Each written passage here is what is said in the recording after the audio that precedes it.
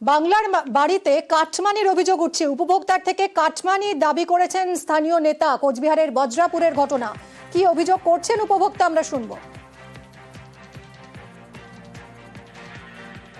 আবাস যোজনার প্রথম কিস্তির টাকা যে আমার ঘরের টাকা যে ঢোকে অ্যাকাউন্টে, আমাকে এসে হুমকি দিল, বলছে যে 30,000 টাকা দিতে লাগবে, না দিলে পরের কিস্তির টাকা ঢুকবে না। কে হুমকিটা দেয়? এটা মিলন বর্মন। সে কে?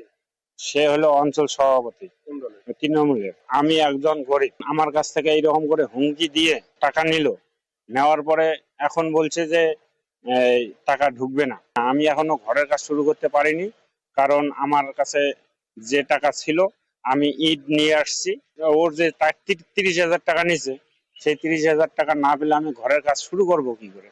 সেই কারণে আমি প্রধানের কাছে, এসডিওর কাছে, বিডিওর কাছে আমি দরখাস্ত করলাম আর কি। কথা বলবো শুভঙ্কর আমাদের প্রতিনিধির সঙ্গে। শুভঙ্কর, তৃণমূলের অঞ্চল সভাপতির বিরুদ্ধে অভিযোগ উঠছে 30,000 টাকা তিনি নিয়েছেন এই বাংলার বাড়ির প্রকল্প থেকে। বিডিওকেও এই অভিযোগ জানিয়েছেন উপভোক্তা, তারপরে কোনো রকম কিছু ব্যবস্থা নেওয়া হলো? হ্যাঁ আমি তোমাকে জানিয়ে রাখি, দেখো এই যে গোটা রাজ্যের অন্যান্য জেলার সাথে কোচবিহারে বাংলার বাড়ি প্রকল্পের কাজ শুরু হয়েছে। কোচবিহারের কাজ ভালোই হচ্ছে।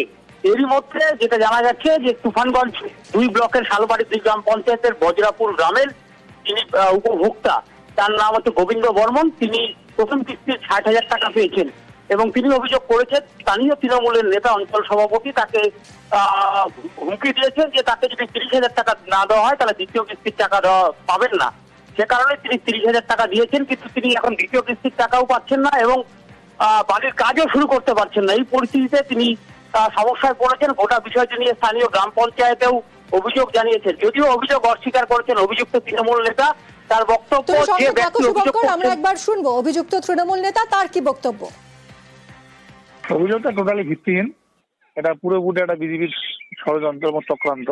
কারণ তাদের এখন জনসমক্ষে আসার মতো রাস্তা নেই বলে এই ধরনের কাজগুলো করে বেড়াচ্ছে।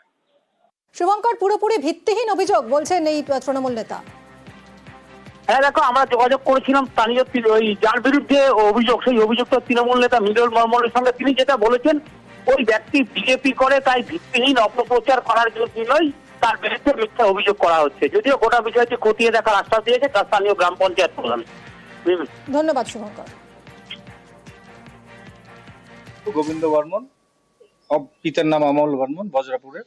সে প্রথম কিস্তির টাকা ঢুকেছে 60,000 টাকা। তাকে হুমকি দিয়ে যে আমাকে 30,000 টাকা দাও, না হলে পরের কিস্তি 60,000 টাকা সে পাবে না, এবং এই প্রতারণা করে তার কাছ থেকে 30,000 টাকা নেয়। এবং 30,000 টাকা নেওয়ার পরে এখন ও ঘরের কাজও করতে পারছে না, বিভিন্ন সমস্যায় আছে। এই সমস্যার জন্য আমার কাছে লিখিত অভিযোগ জানায় এবং এটার জন্য আমরা তার বিরুদ্ধে যা প্রয়োজনীয় ব্যবস্থা সেটা আমরা গ্রহণ করি। দেখি আপনি ভিডিও এবং এসডিও কে জানাবেন। হ্যাঁ, ভিডিও, এইচডিও এবং প্রয়োজনে তার বিরুদ্ধে যদি অন্য কোনো আইনি ব্যবস্থা হয় সেটাও আমরা গ্রহণ করব।